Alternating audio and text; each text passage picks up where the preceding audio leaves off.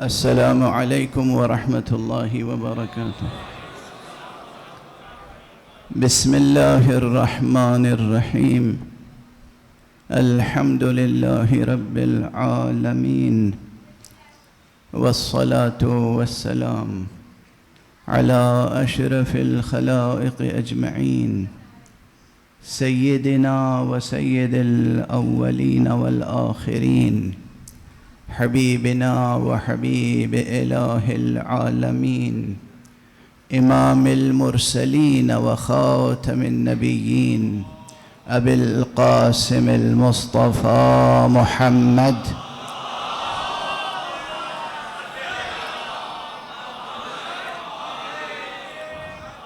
وعلى أهل بيته الطيبين الطاهرين الهداة المهديين المعصومين المظلومين، واللعنة الدائمة على أعداء الحق والدين. أما بعد، فقد قال الله تعالى عز اسمه في محكم كتابه ومتقن خطابه: بسم الله الرحمن الرحيم، ياسين والقرآن الحكيم، إنك لمن المرسلين على صراط مستقيم. صدق الله العلي العظيم.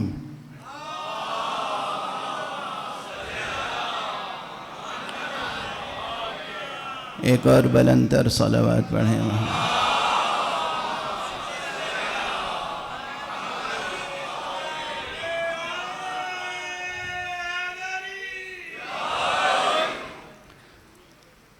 میں آپ تمام حضرات کی خدمت میں انعقاد جشن میلاد سرور کائنات پر اور انعقاد جشن میلاد حضرت امام صادق علیہ السلام پر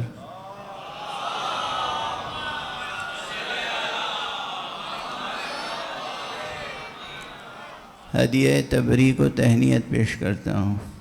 جو بھی منتظمین ہیں، جو انجمنیں ہیں، جو مؤمنین ہیں، جو جوانان عزیز ہیں، ان سب کے لیے بہت بہت مبارکباد.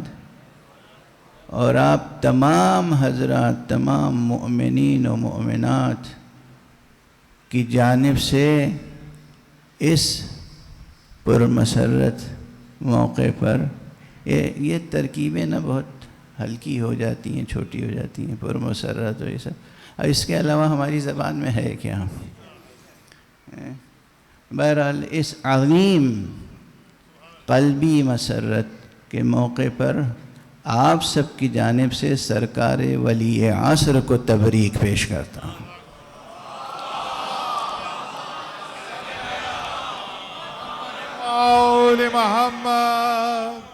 کسی مفصل تقریر اور بیان کے لیے نہ طبیعت آمادہ ہے، نہ ظرف وقت میں گنجائش ہے. بحمد اللہ بہت اچھے شعراء مسلسل پڑھ رہے تھے، اور کیا اچھے اچھے ادبی سجے ہوئے مرصع اشعار سننے کو ملے، اور کچھ ایسے اشعار بھی سننے کو ملے جسے ہم لوگ عوامی ادب کا حصہ سمجھتے ہیں. دونوں روایتوں کی اپنی اپنی اہمیت ہے. جو ادبی خالص ادبی اور شعری روایت ہے اس کی اپنی اہمیت ہے، اور جسے ہم عوامی شاعری کہتے ہیں اس کی بھی اپنی اہمیت ہے. اور یہ تمام شعراء لائق قدردانی اور قدر شناسی اور لائق تبریک و تحسین ہیں. پروردگار ان میں سے ہر ایک کو جزائے وافر عطا فرمائے. جیسا کہ میں نے عرض کیا کہ بحمد اللہ مسلسل شعراء نے منقبت کے اشعار پڑھے ہیں، اور یہ الگ بات ہے کہ ہر شاعر کو یہ احساس و ادراک ہے اور یقین ہے اور اعتراف ہے کہ کسی سے بھی حق نعت سرور کائنات ادا نہیں ہو سکتا. اور اسی لیے مرزا غالب نے اپنی ایک فارسی نعت میں کہا تھا کہ غالب ثنائے خواجہ بے یزداں گذاشتیں، کن ذات پاک مرتبہ دان محمد است۔ اے غالب ہم نے تو اپنے آقا کی ثنا کا کام خدا پہ چھوڑ دیا ہے، وہی جانتا ہے کہ ان کا مرتبہ کیا ہے۔ اور ایک اور، اب وہ جب ہم لوگوں کا نصاب تھا تو فارسی زیادہ پڑھائی جاتی تھی، تو فارسی ہی کے شعر یاد آ جاتے ہیں۔ عرفی بہت بڑا شاعر گزرا ہے اور نعتیہ قصیدوں میں اس کا پایہ بہت بلند ہے، اور عاشق امیر المؤمنین علی ابن ابی طالب علیہ السلام۔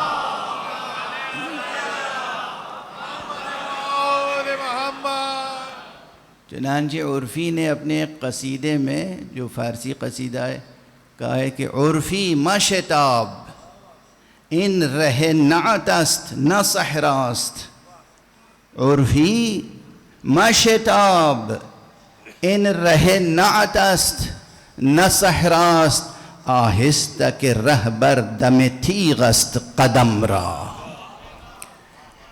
دیکھو یہ اے عرفی خود کو خطاب کر کے کہتا ہے، عرفی یہ نعت کا میدان ہے، کوئی صحرا نہیں ہے، بلکہ میں یوں ترجمہ کروں کہ یہ نعت گوئی کی صراط مستقیم ہے، یہ کوئی صحرا نہیں ہے، آہستہ آہستہ آگے بڑھو، اس لیے کہ یہ بالکل تیز دھار پر قدم رکھنے کے مترادف ہے۔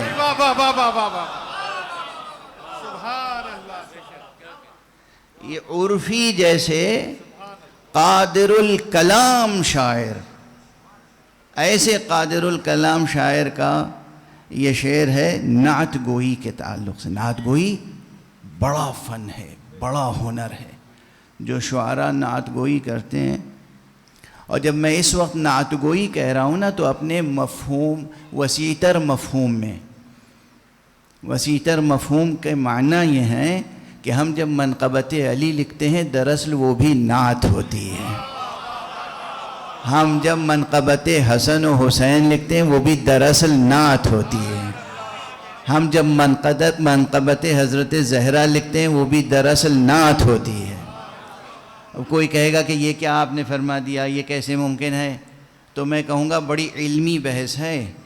تفسیر قرآن کے باب میں شروع ہی میں جو لوگ سورہ الحمد کی تشریح کرتے ہیں وہ کہتے ہیں الحمدللہ رب العالمین کے معنی ہے کہ تمام تعریفیں دراصل اللہ کی ہیں۔ ہم کسی بھی چیز کی تعریف کریں، ایک پھول کی تعریف کریں تو دراصل اللہ کی تعریف ہے، ہم سورج کی تعریف کریں تو دراصل اللہ کی تعریف، چاند کی تعریف کریں تو دراصل اللہ کی تعریف ہے۔ یہاں بھی یہی ہے، ہم علی کی تعریف کریں تو محمد کی تعریف ہے، حسن کی تعریف کریں تو محمد کی تعریف ہے، حسین کی تعریف کریں تو حسین محمد کی۔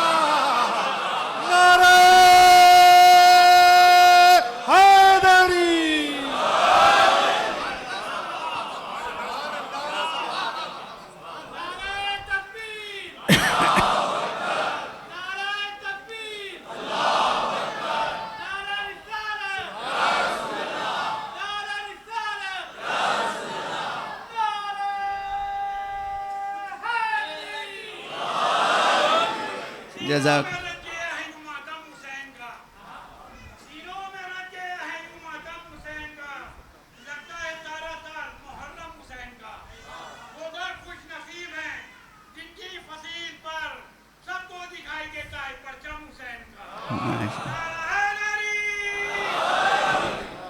دیکھیے نا، اس بات کو یاد رکھیے گا ہمارے خاص طور سے عزیز نوجوان شعراء، کہ نعت گوئی کی آج ایک وسیع تر تعریف لے کے جائیے گا۔ یہ سب نعت گوئی کے ابواب و فصول ہیں، یہ سب نعت گوئی کے ابواب و فصول ہیں، اور دلیل یہ ہے کہ خدا کی قسم ہم ہمیشہ اپنے کلام میں اسی کی مدح و ثنا کرتے ہیں جس کا تعلق محمد سے نہ ہو، محمد سے ہو، اور کبھی کسی ایسے کی مدح کر ہی نہیں پاتے جس کا تعلق ہمارے نزدیک محمد سے ثابت نہیں ہے۔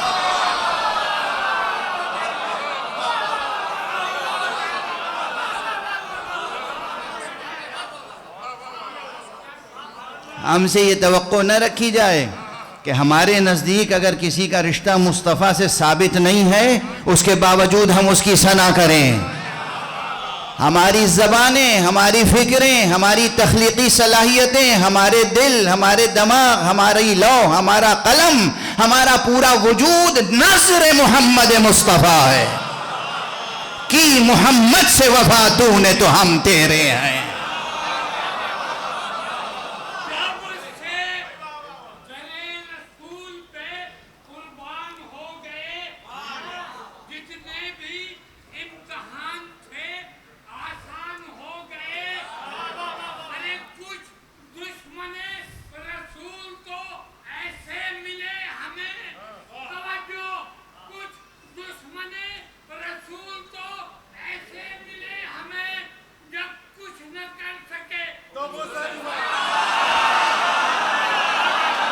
ماشاء اللہ، نعرہ حیدری، ماشاء اللہ، سلامت رہیں، ماشاء اللہ۔ ایک بلند صلوات پڑھ دیجئے محمد۔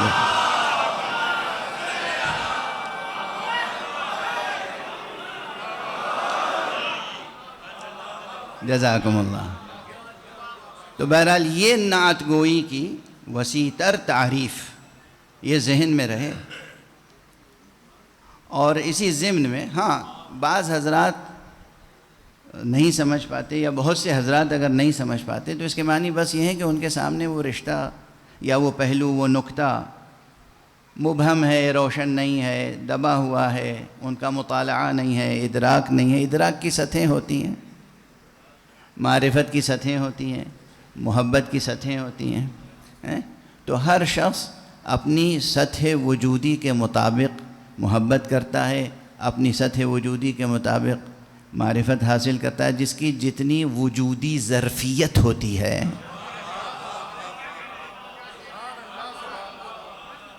یہ دو اصطلاحیں اس فقیر کی یاد رکھیے گا، میں استعمال کرتا ہوں عموماً لسانیات کے باب میں ایک اصطلاح لسانیاتی ظرفیت، اور ایک اصطلاح ہے تکوین کے میدان میں وجودی ظرفیت۔ جس کی جتنی وجودی ظرفیت ہوتی ہے وہ اتنی ہی محبت و معرفت رکھ سکتا ہے، اور جس کے پاس جتنی لسانی ظرفیت ہوتی ہے وہ اسی کے اعتبار سے محبت و معرفت کا اظہار کر پاتا ہے۔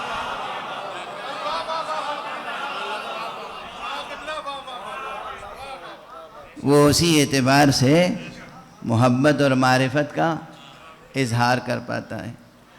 اب میں عرض کر چکا ہوں، یہ تو آپ حضرات کے شاداب چہرے دیکھ کر میرے اندر بھی رمق زندگی پیدا ہو جاتی ہے، ورنہ جو حالت تھی میرے میزبان جانتے ہیں کہ میں اس وقت یہ سکت نہیں تھی کہ یہاں حاضر ہوتا اور گفتگو کر سکتا، مگر ایک للک کھینچ کے لے آئی، ایک عشق، وہ رشتہ مودت، وہ رشتہ مودت، وہ رشتہ مودت، صرف لفظ مودت بھی اگر یاد رہے نا، رشتہ مودت اور آداب مودت، وہ مجھے اس وقت کھینچ کے لایا یہاں۔ پروردگار، پھر دعا کر رہا ہوں کہ پروردگار آپ تمام حضرات کی زندگیوں میں خوب برکت عطا فرمائیں۔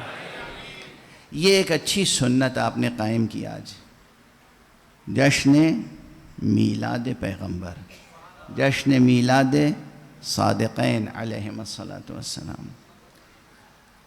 ایک جملہ میں عرض کر رہا ہوں، اسے تحریک سمجھ کے لے جائیے گا اور اس تحریک پر عمل کیجیے گا۔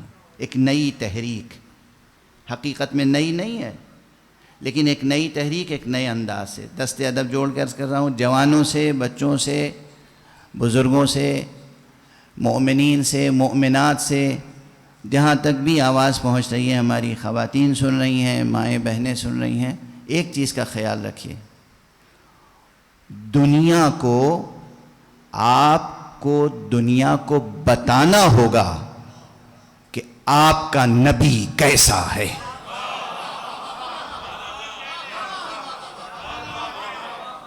ورنہ آپ دیکھ رہے ہیں نبوت کا کیسا تصور ہے لوگوں کے پاس، آپ دیکھ رہے ہیں۔ میں کبھی اپنی تقریروں میں کسی شخص کو سامنے رکھ کے گفتگو نہیں کرتا. مسائل ہوتے ہیں سامنے، ایشوز ہوتے ہیں، اشخاص نہیں ہوتے، افراد نہیں ہوتے.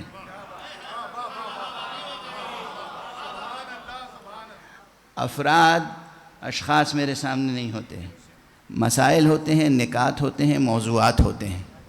آپ کو دو چیزیں اہل دنیا کو سمجھانی ہیں. ایک یہ کہ آپ جس نبی کا کلمہ پڑھتے ہیں وہ نبی کیسا ہے، اور دوسرے یہ کہ واقعاً آپ کا نبی سے رشتہ کیسا ہے.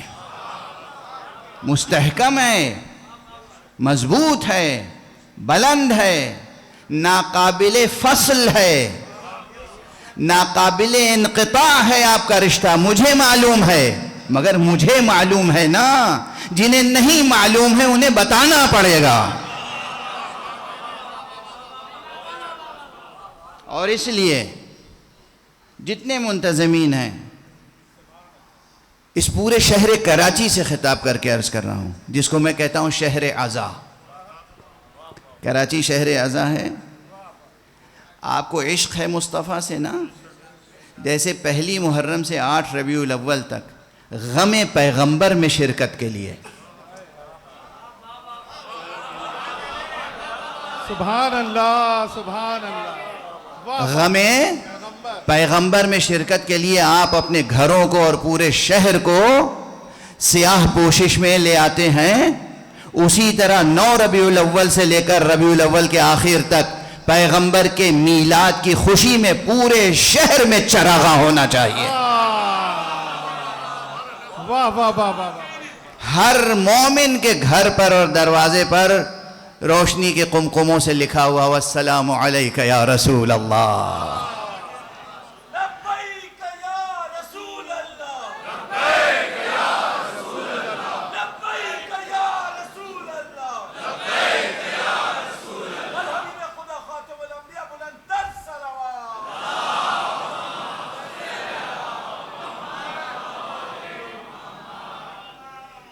پوری دنیا کو معلوم ہو کہ آپ کی نگاہ میں، آپ کی زندگی میں سرکار رسالت مآب کے عشق کا کیا مقام ہے.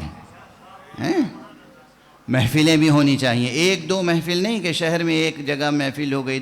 ہر گھر میں جیسے فرش عزا بچھتا ہے،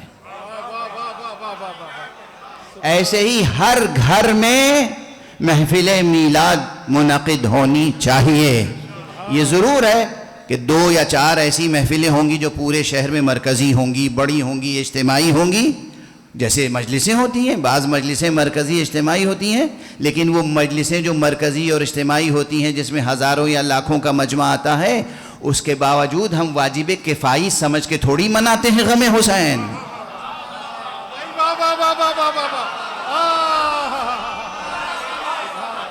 ہم غم حسین کو واجب کفائی سمجھ کے نہیں مناتے. ہمارے لیے تو یہ فرض عین ہے، ہر فرد کے لیے. لبیک یا حسین، لبیک یا حسین، لبیک یا حسین، لبیک یا حسین. بڑی بڑی مجلسیں ہوتی ہیں، لاکھوں کا مجمع ہوتا ہے، لیکن ہر گھر میں بھی ایک ماتم صحیح، ایک نوحہ صحیح، ایک سوچ صحیح، ایک سلام صحیح، عورتوں کی مجلس صحیح، بچوں کی مجلس صحیح، بوڑھوں کی، بزرگوں کی، خاندان کے لوگ جمع ہو گئے، مگر فرش عزائے حسین بچھے گا ضرور. یہ روایت ہے نا. اسی طرح میلاد مصطفیٰ کا فرش بچھنا چاہیے. آج سے یہ تحریک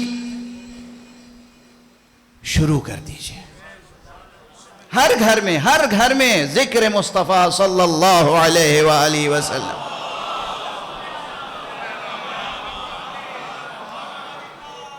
اتنی بار معنی امی بتاؤ کہ پھر کسی میں جرأت نہ ہو کہ لفظ امی کے معنی غلط بتائے.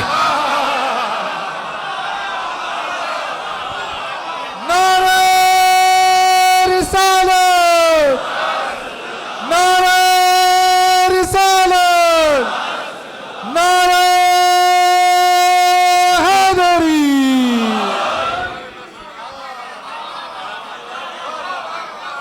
اتنی ایسی روشنی لفظ امی کی پھیلا دو کہ لفظ امی کے غلط معنی بتانے والے خود منہ چھپاتے پھریں.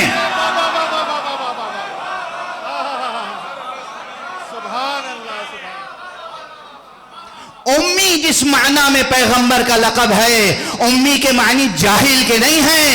امی کے معنی ہے کہ یہ وہ معلم ہے جس کا نصاب ام الکتاب ہے. سبحان اللہ، واہ واہ واہ، سبحان اللہ، سبحان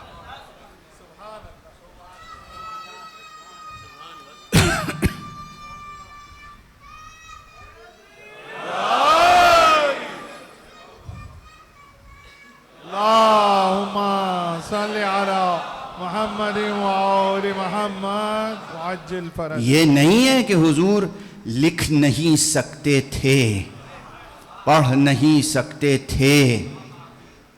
لکھ نہ سکنا اور ہے، نہ لکھنا اور ہے.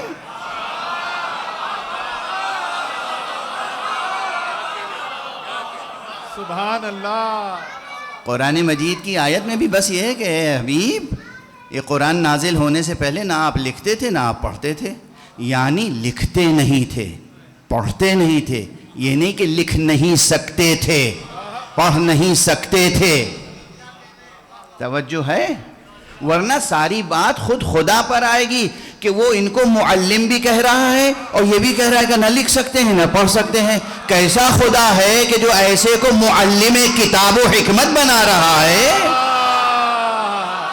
بھائی واہ واہ واہ واہ واہ واہ.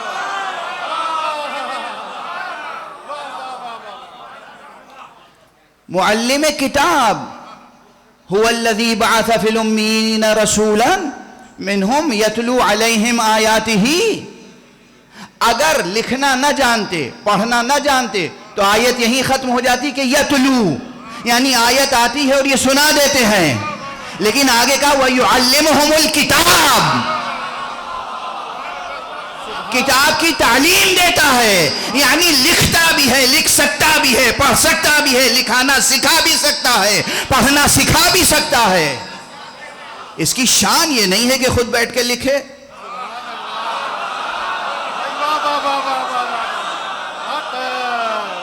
جو وہ پیغمبر جو دل میں سوچتا ہو اسے لوح محفوظ پر قلم الہی لکھتا ہو تو پھر اسے قلم اٹھانے کی ضرورت کیا ہے؟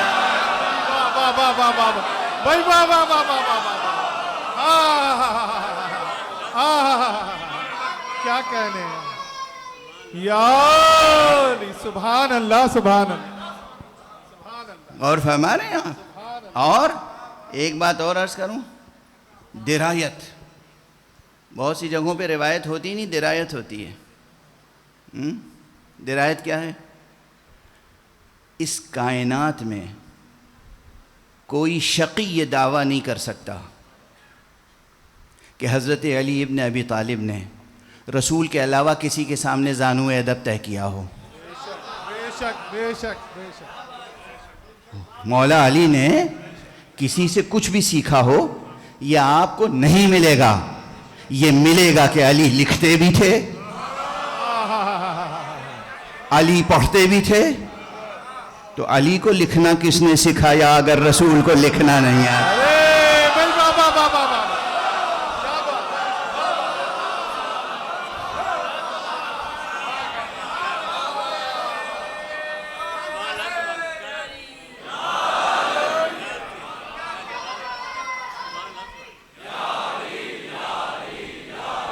مدد حق اللہم صلی علی محمد وآل محمد. واضح ہے؟ سبحان اللہ، سبحان اللہ. واضح ہے. کوئی ایسا باپ تصور کیجئے کہ جو اپنے بیٹے کو کہیں جانے ہی نہ دیتا ہو، ہمیشہ اپنے ساتھ رکھتا ہو، کسی کا شاگرد نہ بنائے، خود ہی سکھائے پڑھائے، ہر چیز خود سکھائے. خود مولا علی نے نہج البلاغہ میں اعلان فرمایا ہے کہ میں اگر میری تعلیم و تربیت ہوئی ہے تو وہ مصطفیٰ کے آغوش میں، بس اس کے علاوہ ممکن نہیں تھا. معصوم ہی معصوم کو پروان چڑھاتا ہے. واہ واہ واہ واہ واہ. کوئی غیر معصوم کسی معصوم کو پروان نہیں چڑھا سکتا. علی وہ معصوم ہے جو اس کائنات کے سب سے بڑے معصوم مصطفیٰ کی آغوش میں پروان چڑھے ہیں. اور مولا امیر المومنین لکھتے بھی تھے پڑھتے بھی تھے. تو حضور کے علاوہ کس نے سکھایا؟ یہ دیکھو یہ سب باتیں جو ہیں سمجھنے سمجھانے سے تعلق رکھتی ہیں درایت تک پہنچانے کے لیے، ورنہ ان کے رتبے تو اتنے بلند ہیں کہ یہ لکھنا اور پڑھنا اور سکھانا اور سیکھنا یہ الفاظ ان کے لیے زیب نہیں دیتے. جو ظرف علم الہی ہوں، جو خزینہ دار علم مشیت ہوں،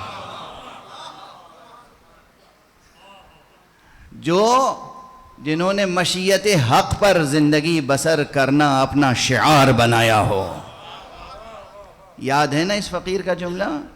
حضرات محمد و آل محمد میں اور عام لوگوں میں فرق یہ ہے ہم شریعت پر عمل کے پابند بنائے گئے ہیں، انہوں نے خود کو مشیت پر عمل کا پابند بنایا. کیا بات ہے، واہ واہ واہ واہ بھائی، سبحان اللہ سبحان اللہ، واہ واہ واہ واہ واہ. ہم شریعت پر عمل کے پابند بنائے گئے ہیں.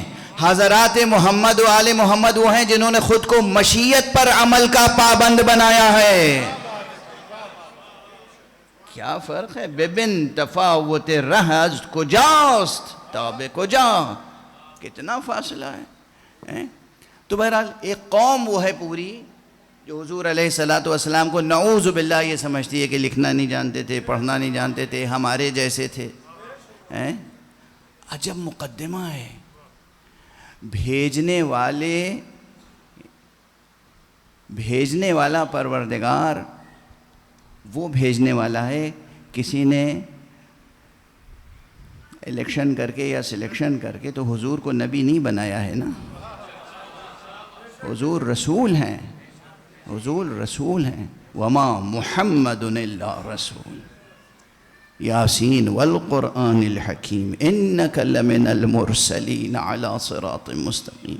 حضور کی اس رسالت پر، نبوت پر کتنی دلیلیں ہیں.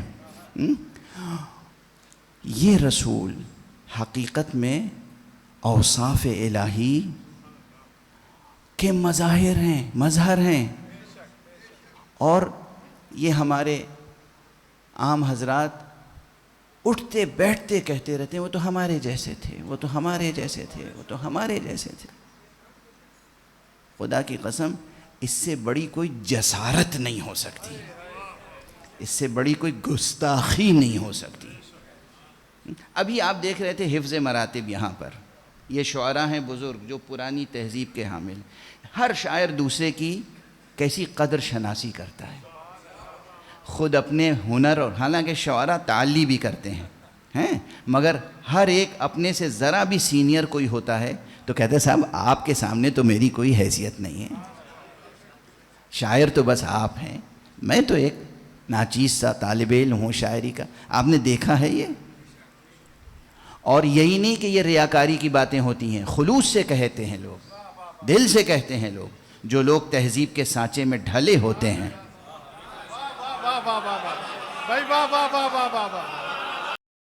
جو لوگ تہذیب کے سانچوں میں ڈھلے ہوتے ہیں، جو تہذیبی قدروں کے امانت دار ہوتے ہیں، جو ناموس سخن کے پاسدار ہوتے ہیں، ان کے ہاں یہ قدریں ہوتی ہیں. ایک شاعر اپنے سینئر شاعر کو کبھی یہ نہیں کہتا کہ یہ تو ہمارے جیسے ہیں. یہ کیسی امت ہے جو رسول خدا کو کہتی ہے؟ واہ واہ واہ واہ. کیا ادب بارگاہ نبوت ہے، کیا ادب بارگاہ الہی ہے، کیا معرفت ہے، کیا محبت ہے، کیا عشق ہے، کیا تہذیب ہے، کیا شعور ہے، کیا ذوق ہے. مصطفیٰ ہیں، محمد ہیں. اس کائنات کے سب سے بڑے عالم کا نام محمد ہے، اس کائنات کے سب سے بڑے عالم کا نام علی ہے، اور اس کائنات کے سب سے بڑے معلم کا نام محمد ہے. سبحان اللہ سبحان اللہ سبحان. یا علی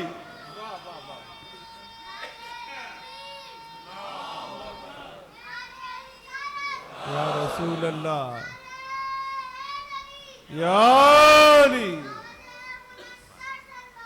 اللہم صلی علی محمد وآل محمد وعجل فرجہ. کیسے کیسے لوگ کیسی بحثیں آتی ہیں. کوئی کہتا ہے علم نہیں رکھتے تھے, لکھنا نہیں جانتے تھے, پڑھنا نہیں جانتے تھے. کوئی کہتا ہے معصوم نہیں تھے.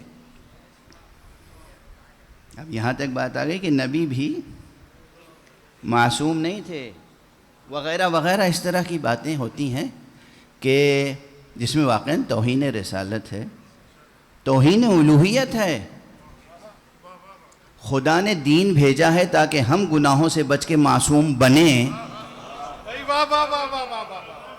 تو وہ ہماری تربیت کے لیے خود ایسوں کو بھیجے گا جو معصوم نہ ہوں گے.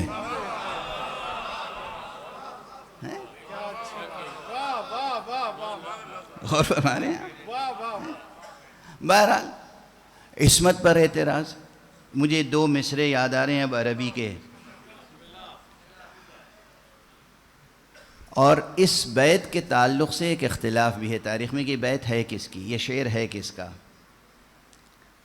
کچھ کہتے ہیں حضرت حسان ابن ثابت کا ہے, لیکن بعض مصادر میں مجھے ملا کہ یہ حضرت ابو طالب کا ہے. کسی کا بھی ہو, اگر یہ شعر حضرت ابو طالب کا نہیں بھی ہے تو اس حقیقت سے کوئی انکار نہیں کر سکتا کہ اس نیلگو آسمان کے نیچے, اس خاکستری زمین کے اوپر سب سے پہلے دبستان نعت قائم کرنے والی ہستی ابو طالب کی ہے. اور اسی لیے میں عرض کرتا ہوں کہ جہاں جو بھی نعت گو شاعر ہے وہ دراصل دبستان ابو طالب کا شاعر ہے. سبحان اللہ, واہ واہ واہ. جناب ابو طالب کا دیوان, پورا دیوان نعت پیغمبر سے لبریز ہے. لیکن بہرحال اس وقت میں صرف یہ ایک شعر پڑھ کے اور گفتگو تمام کر رہا ہوں اپنی. کہنے والے نے کہا ہے کہ خلقت مبرئا من کل عیب کأنک قد خلقت کما تشاء. آپ ایسے پیدا ہوئے ہیں ہر عیب سے بری, جیسے آپ ویسے پیدا ہوئے ہوں جیسے آپ چاہتے تھے. بھائی واہ واہ واہ واہ واہ واہ واہ واہ واہ واہ واہ واہ, کیا بات ہے, واہ واہ واہ واہ واہ واہ واہ واہ.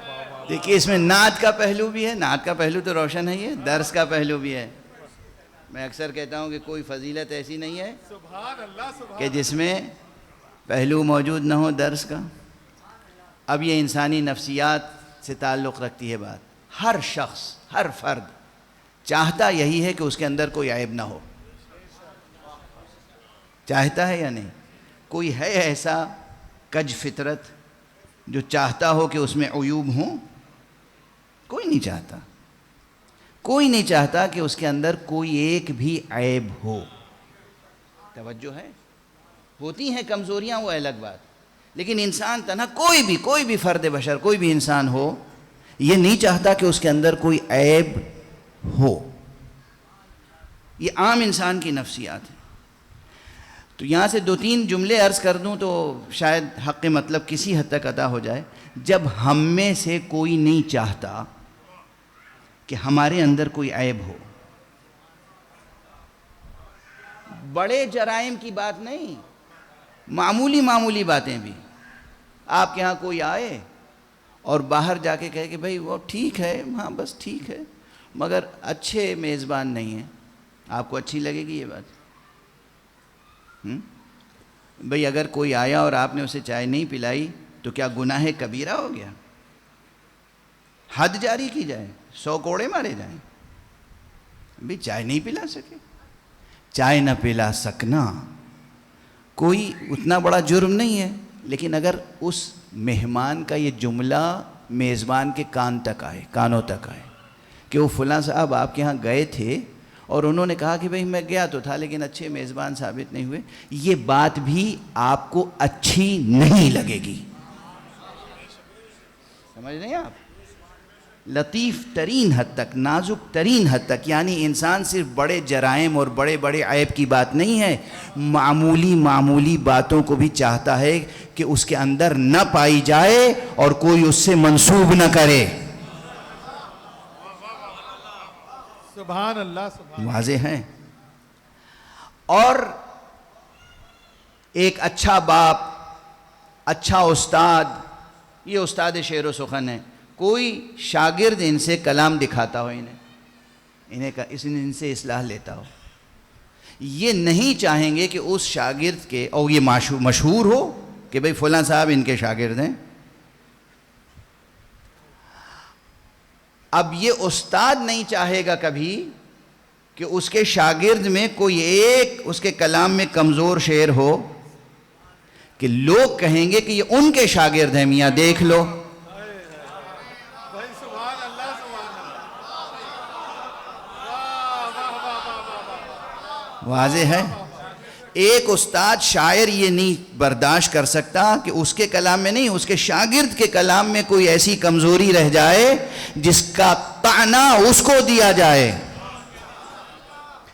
ایک انسان یہ نہیں چاہتا کہ اس کے اندر کوئی عیب یا کمزوری ہو. ایک باپ یہ نہیں چاہتا کہ اس کی اولاد میں کوئی عیب یا کمزوری ہو. ایک استاد سخن یہ نہیں چاہتا کہ اس کے اندر کوئی عیب، کوئی کمزوری ہو. اللہ کیسے چاہے گا کہ اس کے رسول میں کوئی کمزوری رہ جائے؟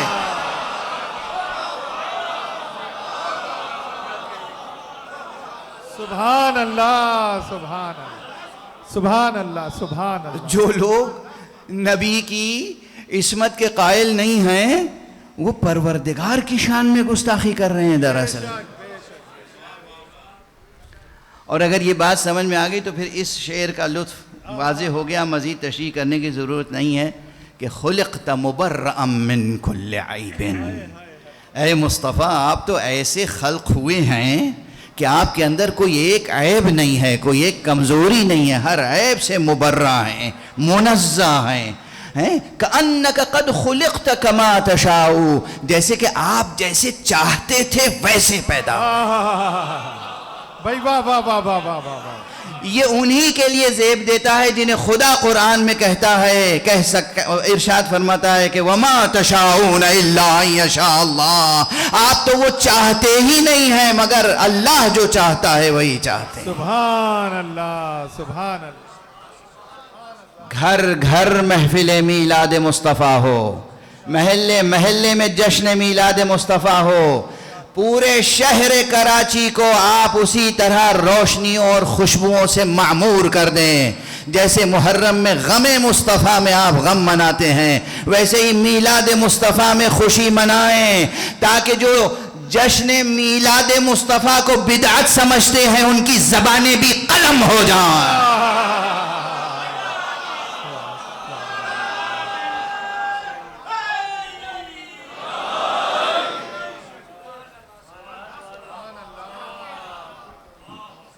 دیکھیے زبان قلم کرنے کا یا دشمن کو شکست دینے کا ایک طریقہ کیا ہوتا ہے. دشمن چاہتا ہے کہ ذکر مصطفیٰ مٹ جائے، جشن نہ ہو. آپ اتنا جشن کیجئے کہ وہ جس گلی کوچے سے گزرے السلام علیک یا رسول اللہ کی صدائیں سنائی دے رہی ہوں. واہ واہ واہ واہ. ہر در و بام سے السلام علیک یا رسول اللہ کی صدا بلند ہو. اور جب کوئی کہے کہ جناب والا یہ سلام وہ تو مر چکے ہیں، میت ہیں، سلام آپ کسے کر رہے ہیں؟ تو اب کی اسی سال اسی ہال میں غالباً میں نے اشرا پڑھا تھا نا محرم کا، سورہ صافات یاد ہے؟ سورہ صافات کے لیے میں نے کہا تھا کہ سورہ صافات دراصل زیارت وارثہ کا قرآنی متن ہے. جب سورہ صافات نازل ہوا ہے تو ظاہری اعتبار سے حضرت ابراہیم زندہ تھے، ظاہری اعتبار سے اس دنیا میں تھے. جب سورہ صافات نازل ہوا ہے تو حضرت نوح تھے. جب سورہ صافات نازل ہوا ہے تو دیگر انبیاء تھے؟ نہیں تھے نا. اللہ نے کہا سلام علی نوح فی العالمین، سلام ہو نوح پر تمام عالمین میں، سلام علی ابراہیم، سلام ہو ابراہیم پر، سلام علی الیاسین، سلام ہو آل یاسین پر، اور آخر میں فرمایا سبحان ربک رب العزت عما یصفون وسلام علی المرسلین، سلام ہو تمام مرسلین پر۔ خدا سلام بھیج رہا ہے، امتی کہہ رہا ہے سلام کرنا بدعت ہے۔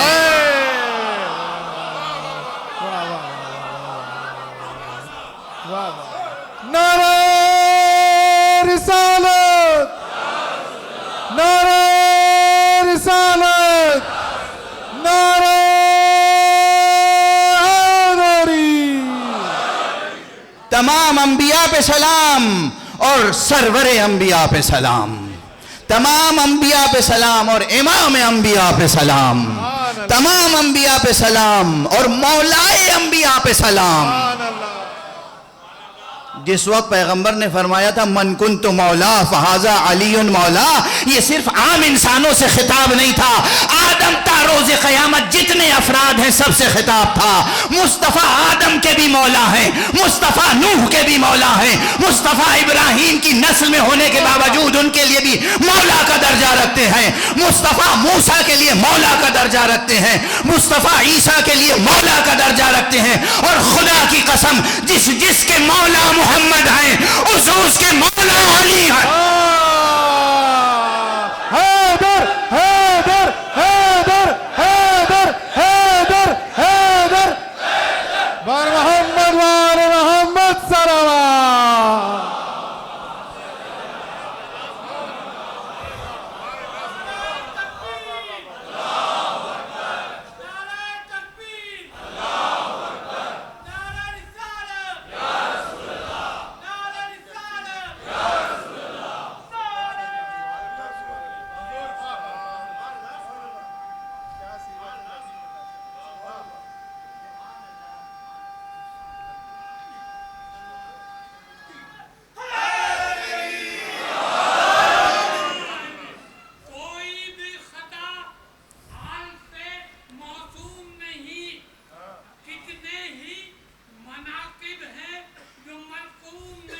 اچھا ارے یا رب تیرے حیدر کے فضائل کی حدود آئے توجہ، یا رب تیرے حیدر کے فضائل کی حدود خود تیرے فرشتوں کو بھی معلوم ہے۔ سلامت رہے۔ واہ واہ واہ۔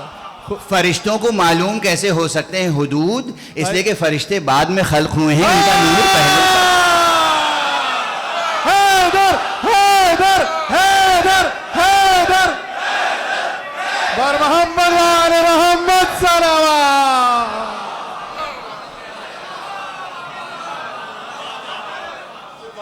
بھائی سادہ سا قضیہ بیان کر کے چھوڑ دوں، دیکھیے اب اس کے بعد کوئی شعر نہ پڑھیے گا، ورنہ آپ شعر پڑھتے رہیں گے تو میری تقریر لمبی ہوتی چلی جائے۔ دیکھیے ایک لطیف سی بات کہہ کر، خدا ہمارے آپ کے ذہن میں کیوں نہیں آ سکتا؟ اس لیے کہ وہ نامحدود ہے، ہمارا ذہن محدود۔ نامحدود ہونے کے بہت سے اس کی شانیں ہیں، لیکن سب سے بڑی بات یہ کہ وہ ہم سے پہلے موجود ہے، بے شک وہ ہمارا خالق ہے۔ کبھی بھی کوئی خالق اپنی مخلوق کے ذہن میں نہیں آ سکتا۔ ہاں بے شک، علی مول علی مول، واہ واہ واہ واہ۔ خالق اپنی ہی مخلوق کے ذہن میں نہیں آ سکتا، مخلوق خالق کا احاطہ نہیں کر سکتی ہے، کوئی بھی مخلوق خالق کا احاطہ نہیں کر سکتا، دونوں طرح درست ہے جملہ۔ اچھا تو یہ بتائیے کہ جو بعد میں پیدا ہوا ہو وہ اپنے سے پہلے پیدا ہونے والے کا احاطہ کیسے کر سکتا ہے؟ اس میں کسی شک کی گنجائش نہیں ہے کہ حضور اکرم صلی اللہ علیہ وآلہ وسلم نے جب حضرت ابو ذر نے پوچھا ہے آقا بتائیے کہ جب یہ زمین نہیں تھی، آسمان نہیں تھا، سورج نہیں تھا، چاند نہیں تھا، کچھ نہیں تھا، صرف خدا تھا، تو سب سے پہلے کیا خلق فرمایا؟ اور اس موقع پہ پیغمبر نے فرمایا ہے ابو ذر یا ابا ذر، اے ابو ذر، اول ما خلق اللہ نور نبیک، سب سے پہلے اللہ نے جس شے کو خلق کیا وہ تیرے نبی کا نور ہے۔ پیغمبر خود فرما رہے ہیں تیرے نبی کا نور، پیغمبر فرما رہے ہیں میں نوری ہوں، اور یہ خاک کے خاکی پتلے کہتے ہیں پیغمبر خاکی ہے۔ واہ واہ واہ واہ واہ، سبحان اللہ سبحان اللہ۔ بہت مبارک ہو جشن مصطفیٰ، بہت مبارک ہو جشن صادقین۔ بس پروردگار آپ کی اس محفل کو قبول فرمائے۔ جو جوانان عزیز سبب بنے کہ میں محرم کے بعد دوبارہ آ گیا، چند دنوں کے لیے اس جشن میں شرکت کی سعادت پائی میں نے، پروردگار ان جوانوں کو جزائے خیر عطا فرمائے، اور جتنے منتظمین ہیں بطور خاص یہاں پر اس وقت، پروردگار ان کے توفیقات میں اضافہ فرمائے۔ پھر کہہ رہا ہوں اسے تحریک بنا لیجئے گا، بھولیے گا نہیں، اسے تحریک بنا لیجئے گا، جیسے پورا شہر کراچی غم پیغمبر میں غم مناتا ہے۔ غم پیغمبر میں، غم حسین کیا ہے؟ غم پیغمبر ہے۔ اسی طرح پیغمبر کی مسرت میں آپ کو مسرت کا جلوس نکالنا چاہیے، مسرت کے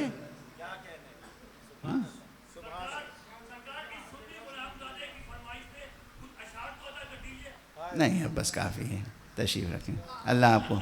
اللہ آپ کی توفیق میں اضافہ فرمائے۔ یہ سوء ادب ہے کہ ان بزرگ شعراء کے بعد ایک ایسا شخص کوئی شعر پڑھے جو ناشاعر ہو، یہ مناسب نہیں ہے، یہ حفظ مراتب کے بھی خلاف ہے۔ تو بس تقریر ختم ہو گئی، میری تقریر ختم ہو گئی، چند جملے اور دعا کے عرض کروں گا، لیکن پھر بار بار یہ عرض کر رہا ہوں کہ اسے مزاج بنا لیجئے۔ اور میں حوالہ دے دیتا ہوں کہ مولانا شبلی نعمانی نے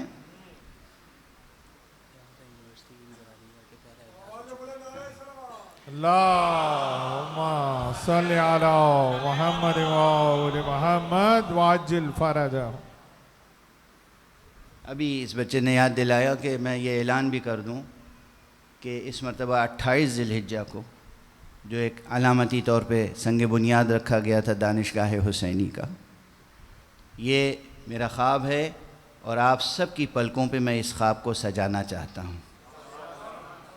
آقا حسین علیہ السلام کے نام نامی پر ایک امام حسین انٹرنیشنل یونیورسٹی میں چاہتا ہوں کراچی میں بنے، انٹرنیشنل اسٹینڈرڈ کی، انٹرنیشنل اسٹینڈرڈ کی۔ اس میں سائنس بھی پڑھائی جائے، اس میں اسپیس سائنس سے لے کر فزکس کے تمام شعبے ہوں، کیمسٹری ہو، سب کچھ ہو، دھیرے دھیرے بڑھے گی، اور ہیومینٹیز سے لے کے ہر شعبہ موجود ہو، تمام زبانوں کے شعبے ہوں، لیکن اس یونیورسٹی کا ہر گریجویٹ اپنے پروفیشنل فیلڈ میں جو بھی ہو اسے اپنی حقیقی زندگی میں ذاکر حسین بھی ہونا چاہیے۔ بھائی واہ واہ واہ، لبیک یا حسین، بیک یا حسین، لبیک یا حسین، لبیک یا حسین۔ تو ایک تحریک ہے، اس میں جی جان سے آپ حضرات شرکت فرمائیں اور شریک ہوں، سہیم ہوں، ساتھ دیں، شانے سے شانہ ملا کر۔ دیکھیے بات آ گئی ہے تو عرض کروں، آپ حضرات بیٹھیں گے دیر تک، یہ میں نے خود کہا تھا، یہ بعد میں مداحی کا حق ادا کریں گے انشاءاللہ، یہ آپ کو نہ سونے دیں گے نہ جانے دیں گے، محفل مصطفیٰ کی رونق میں اضافہ کریں گے۔ ایران میں، عراق میں عموماً یہ ہے کہ بزرگ علماء اپنے بیانات پیش کر دیتے ہیں، اس کے بعد دیر تک مجمع بیٹھتا ہے اور مداحی کرتے ہیں، اور وہ سنتا ہے اور ساتھ دیتا ہے۔ تو یہ تہذیب قائم رہنی چاہیے، اچھی تہذیب ہے، اور میں تو بزرگ علماء میں بھی نہیں ہوں، میں تو طالب علم ہوں، اس لیے ظاہر سی بات ہے کہ اس تہذیب کو یہاں تو اور اچھی طرح سے باقی رہنا چاہیے۔ تذکر اور یاد دہانی، امام حسین انٹرنیشنل یونیورسٹی، اس کا پہلا اجلاس ہو چکا ہے، پہلی کمیٹی بن چکی ہے، اور بہت تیزی سے انشاءاللہ یہ کام آگے بڑھے گا۔ کئی حضرات اس میں شامل ہیں، اور سب سے فعال جو جوان و نوجوان ہے وہ اس کے نام سے آپ سب واقف ہیں ماشاءاللہ، پروردگار ان کو طول عمر عطا فرمائے، ہمت حوصلہ بنا رکھے۔ ظفر صاحب سلمہ دیوانہ وار اس کام میں لگ گئے ہیں، اور بہت سے دانشور اور مدبرین مفکرین اس میں شامل ہو چکے ہیں۔ تو ایک یہ، دوسرے یہ کہ جشن مصطفیٰ گھر گھر ہو، یاد مصطفیٰ منائی جائے اور چراغاں ہو، اور دوسروں کو معلوم ہو کہ ہاں کون عاشق پیغمبر ہے اور کون صرف پیغمبر کا نام لے کر رزق دنیا حاصل کرنا چاہتا ہے۔ یاد ہے نا میرا جملہ؟ مسلمان پوری دنیا میں بس دو قسم کے ہیں، ایک الہی مسلمان، ربانی مسلمان، محمدی مسلمان، علوی مسلمان، حسینی مسلمان، ایک سیاسی مسلمان۔ دونوں میں فرق کیا ہے؟ سیاسی مسلمان وہ ہوتا ہے جو قدم قدم پر اپنے سیاسی مفادات کے لیے اسلام کو قربان کرتا ہے، لیکن حسینی مسلمان وہ ہوتا ہے کہ جو اسلام کو بچانے کے لیے خود کو قربان کرتا ہے۔ سبحان اللہ، سبحان اللہ۔ بس یہ فیصلہ دنیا کو کرنا ہے کہ وہ کس گروپ میں ہیں، کس صف میں کھڑے ہیں، کس گروہوں کے ساتھ ہیں۔ پروردگار آپ سب کی توفیقات میں اضافہ فرمائے۔ جشن میلاد مصطفیٰ مبارک، جشن میلاد حضرت صادق مبارک۔ والسلام علیکم ورحمۃ اللہ وبرکاتہ۔